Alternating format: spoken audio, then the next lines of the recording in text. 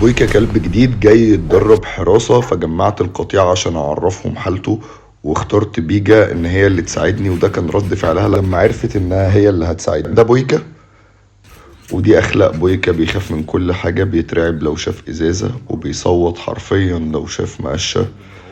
كلب غلبان خالص وحالته الصحية تعبانة جدا، وصاحبه عايزه كلب شرس وكلب حراسة. فهقول لك هنعمل ده ازاي، بس قبل ما نبدأ ما تنساش تصلي على النبي في الكومنتات وتعمل لايك للفيديو. السلام عليكم ورحمة الله وبركاته، اهلا بيكم في حلقة جديدة من قناة قناة مستر هوجو. حلقتنا النهاردة مميزة قوي، هنتعرف فيها على بويكا وكل مشاكل بويكا.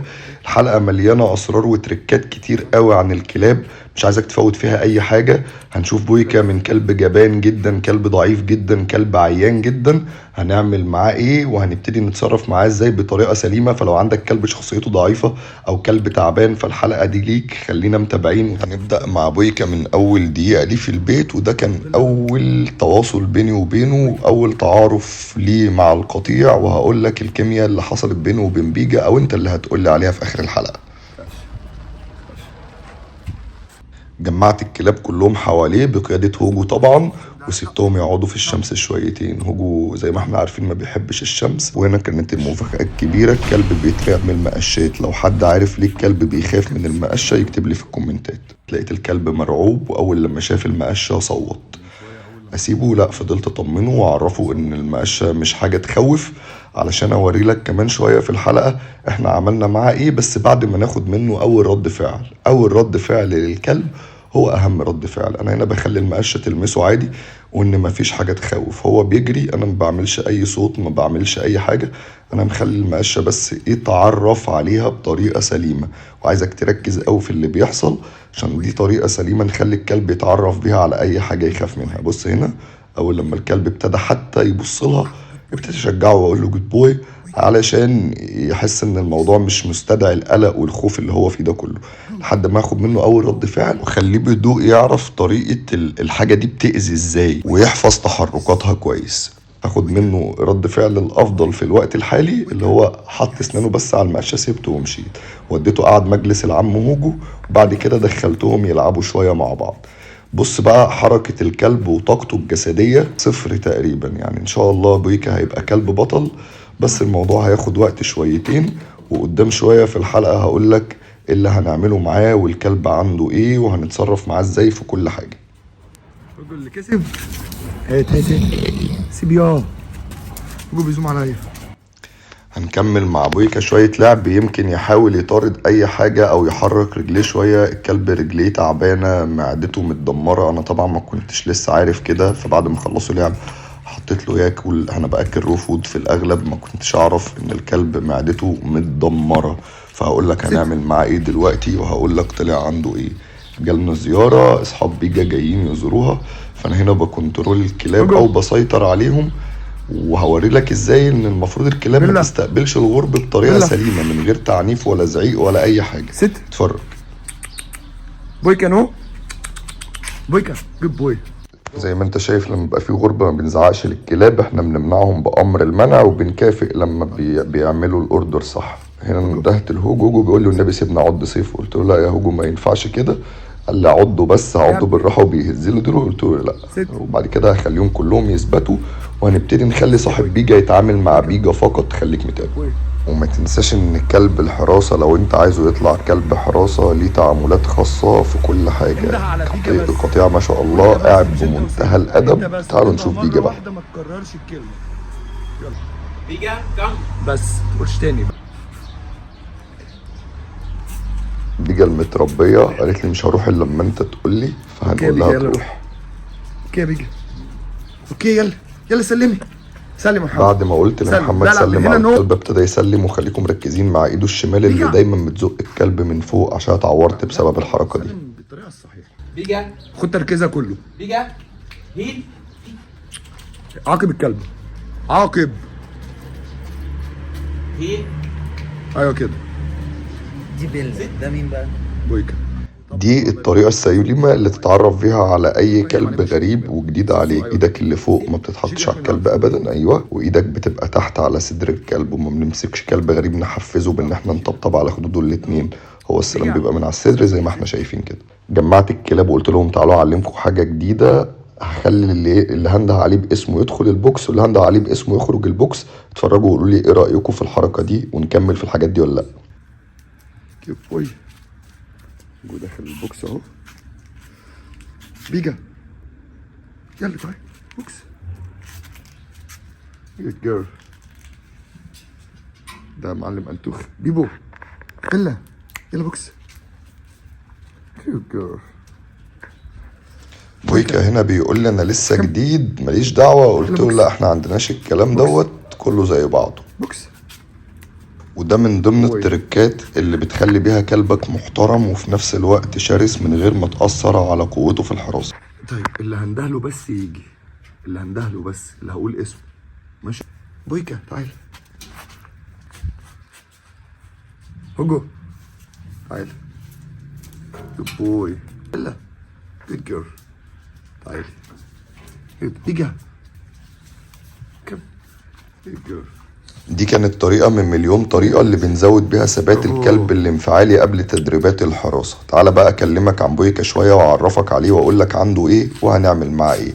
الكلب جسمه زي ما احنا شايفين هو عبارة عن جلد على عض. ظهر الكلب قد عقلتين صباع. رجلين الكلب مش بتتحرك كويس. داخل على هيب ديسبليجيا. ده غير فطريات الدم اللي كفيلة تقضي على اي كلب. هنا بقى تعالوا نعالج بويكا من المقشة. الكلب بدأ معايا من المكان اللي انتهينا فيه ان هو بيلمس المقشة بسنانه، وده معناه ان احنا معانا شخصية قوية ان شاء الله. بس يخف، ادعولنا يتجاوز المحنة دي وهوريكم كلب قوي جدا. بالمناسبة بويكا جيرمان شيبرد شو لاين عمره 6 شهور وكسور، جاي لنا من محافظة الغربية. فمن مكاني ده ببعت سلامي لكل اهل الغربية المحترمين، وان شاء الله بويكا بعد التدريب والعلاج هيطلع بطل. ولو حابين اوريكم ازاي بنعالج بويكا اكتبولي اعمل لكم حلقة عن الموضوع. الكلب في بينه وبين المقشة غل السنين مش عايز يسيبها. واجابة السؤال اللي كان في اول الحلقة ان الكلب اتضرب بالمقشة كتير علشان كده هو كان بيترعب منها حرفيا. اقسم بالله شاف المقشة صوت. احنا هنا بقى بدأنا نعمل معاه ايه؟ احنا بدأنا نعلم الكلب الاتجاهات اللي ممكن تجيله منها المقشة. يعني ممكن تيجي من فوق، ممكن تيجي من تحت، ممكن تيجي من الجنب. مالكش خلاص في الموضوع غير انك تمسكها وتتخلص منها. وهنا كسبتها له عشان اعلي الثقة. هوريكم دلوقتي اللي انا بقول لكم عليه. اتخطفت منه والمقشة بدأ، يعني انا هنا بصوا اللي بقول لكم عليه طريقة الاتجاهات. جاي من فوق ملهاش يعني مش هتعرف يا بويكا تتخلص منها الا لما تمسكها. من تحت نفس الموضوع، يمين شمال. الكلب مستواه ما شاء الله، بس عايزين نراعي ان صحته مش موجودة. حرفيا الكلب بيتحرك بالعافية. هيصحى كمان، يعني بيصحى في اليوم ساعتين كده. هوريكم هيعمل فيهم ايه وهيقلب الدنيا وبعد كده يرجع مش قادر يتحرك خالص. فدعولنا ان شاء الله ان الموضوع يعدي على خير، وهفرجكم على بطل صاحبه ما كانش هيتخيل ان هو هيبقى كده ابدا. اللي دايما بيحصل مع الكلاب في الحالات اللي زي كده بتبقى عن طريق ان حد جه هاجم الكلب غلط، انت ضربت الكلب وانت متنرفز. كل دي اسباب كفيلة تخلي الكلب يبقى عنده فوبيا وبانيك من اي حاجة. فبلاش نعملها، ويا ريت نتابع ونتفرج ونطبق مع الكلاب بالحرف الواحد. انا جاي عامل القناة دي عشان افيدك والله. الكلب ما شاء الله عضته زادت وبيجا بتساعده، وبيجا هي المساعدة الشخصية. تعالوا اوريهم لكم في الازازة برضو كان بيقلق منها ازاي وهنعمل معاه فيها ايه. ان شاء الله الكلب بدأ ينتبه، ابتدى يعرف ان في حاجات ممكن تشكل خطر. احنا مش عايزين نتائج سريعة، احنا عايزين نتائج اكيدة. بويكا انا رافع عليه الازازة. الكلب ابتدى يقوم ينتبه. بويكا مسها بالراحة. الديناصور دخل في النص، الله أكبر شطته. تعود على صوتها وهكذا، وبعد كده هتبقى خطوة لطيفة جدا. لو خدتوا بالكوا الكلب ابتدى يركز في الاتجاهات زي ما قلت لك وما خافش وما طلعش جري. ودي طريقة انك تبتدي تعرف الكلب على الاشياء بطريقة سليمة، مش تدخل صاحبك الغشيم تلاقي الكلب بقى بيحط ديله تحت رجله ويطير. بص الكلب لما بيتضغط بيعمل ايه، وانت صاحب القرار في الاخر. ما نضغطش الكلب، ما نزنقش الكلب، كل حاجة لها مرحلة معينة. بس هنبتدي ايه، نعديها من قدامه كده كأنها دي الطريقة السليمة. ركز معايا وخليك فاكر برضو الحلقة لسه ما بدأتش، لسه بدري. هوريك حاجات اكتر على فكرة بكتير. بيجا كانت جاية خايف اكتر منه. بويكا يبوي هنكسبها له. الديناصور دخل، بس هتعمل فيها ايه ان شاء الله. بيجا، الله اكبر. بويكا، اللي الكلب بيعمله معناه ان هو متوتر ومش عارف ياخد قرار، فتعالوا بقى نهديهم بيجا نو. ونرجع بيجا ثبات ست. انفعالي من الاول بيجا. تاني على حاجة نو. جديدة. لما اقول بيجا انت تعضي، لما اقول بويكا انت تعضي. اوكي، بويكا. جود. بيجا بايت. جود. بيجا بتقول له شايف العضة ولا بويكا. بتبقى عاملة ازاي ولا؟ بويكا برافو. لا لما اقول بيجا تعالي لفي اقعدي. بويكا، بويكا اقعد جامد. بويكا. يس. بص ردود افعال الكلب بتتطور، وكل دوت في يوم واحد على نفس المتحركات بقى، ان كانت ازازه ما قش ايا كان. انا يهمني اثبت في شخصيه الكلب حاجه معينه. ما شاء الله بويكا بدا يدافع ويهاجم ويطلع فوق، ووصل له الدرس بطريقه قويه، وده اللي مخليني متفائل مع الكلب. بس بتمنى من ربنا انه يعفو عنه ويخف ويرجع احسن من الاول. بص الديناصوره بتعمل ايه. لا وبدأ يطارد كمان. تعالوا نعلي عضته شوية من باستغلالنا البيجا ونقول للبيجا بايت. متنساش تقول ما شاء الله. بيجا عضتها هايلة. هسيبها تروح تقتل الإزازة ونرجع له. وعايزك تبقى عارف إن الكلب بيتعلم بالمشاهدة أو إنه يتفرج زي ما بيتعلم بالتدريب بالظبط، زي ما هوريلك كده. بويكا. الكلب بدأ يمسك الإزازة عادي، بس بيجا خدتها منه عشان تكمل عملية التجميل في الإزازة. وبصوا جسم الكلب، يعني إن شاء الله إن شاء الله هيبقى كويس، وإن شاء الله هيبقى أحسن مما أنا متخيل. ده زم على بيجا. زم عليها بصوت انا سمعته بالعافيه. ايوه يا بويكا يا بطل. خدت بالك معاملة صح في أول يوم ممكن يحصل إيه؟ تعال المرة دي نكمل معاهم أدب، إن اللي يسمع اسمه بس ياكل. الموضوع مش سداح مداح. بيجا ست. بيجا. قلت بيجا. انت اسمك بيجا. بيجا انت بيجا. انت بيلا. بيلا نو. بويكا ست. بيلا اوكي.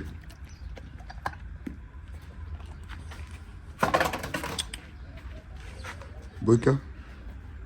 بويكا نو. نو. بويكا نو. نو يا بويكا.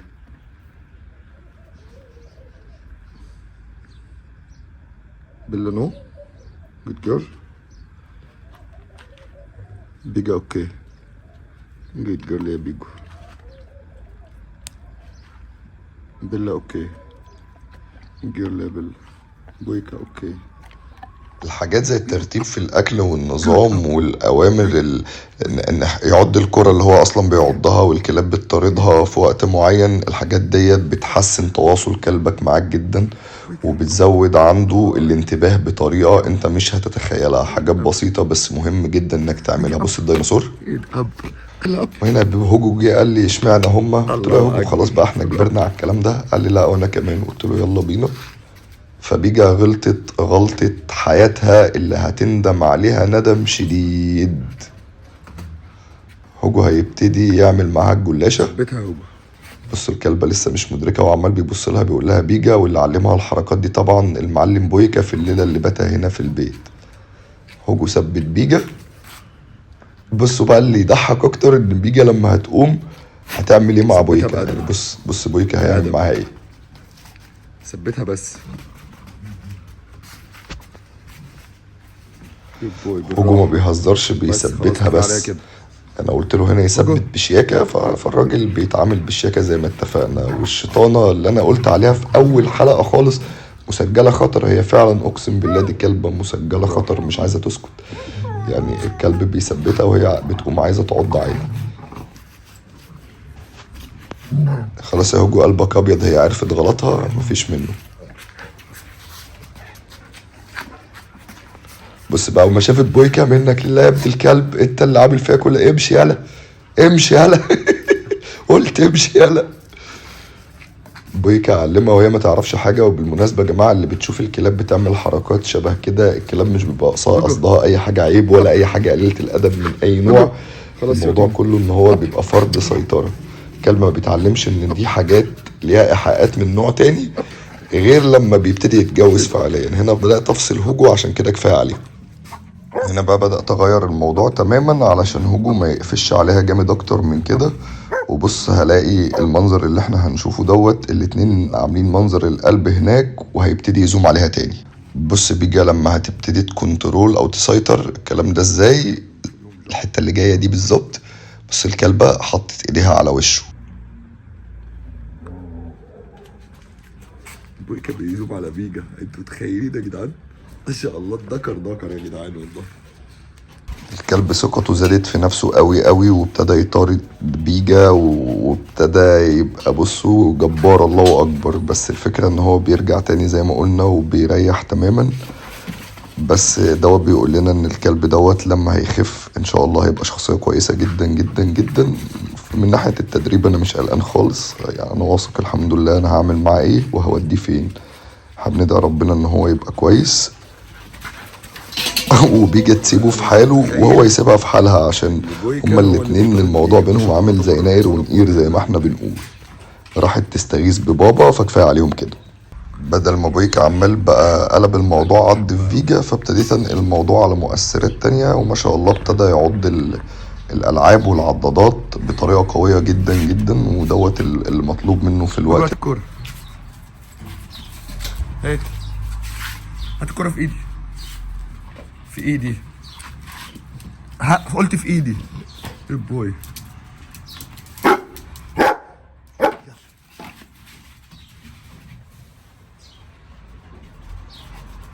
ايوه يا بيجا.